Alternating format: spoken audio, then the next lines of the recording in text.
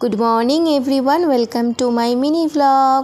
সকালবেলায় রান্নাঘরে আসতেই দেখি এসব জঙ্গল টঙ্গল পড়ে আছে। তারপরে মাথায় এলো আজকে তো শনিবার, জঙ্গল রান্না হওয়াটাই স্বাভাবিক। তারপরে দেখি মা কড়াইয়ের মধ্যে আলু করলা ভাজা বসিয়ে দিয়েছে। শনিবারটা একদিকে ভালো যে না, শনিবারটা এলে পরের দিন রবিবার আসে।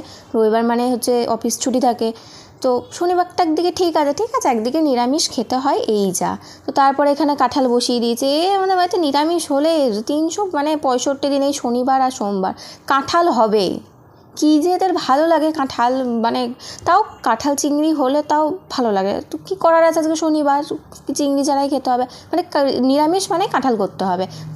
তারপরে এখানে সব জঙ্গল ফঙ্গল বসিয়ে দিয়েছে, মানে হচ্ছে পুঁই শাক, তার ঠাম এখানে রুটি ভেজে দিচ্ছে, মানে আজকে টিফিনে হচ্ছে রুটি আর কাঁঠালের তরকারি নিয়ে যেতে হবে।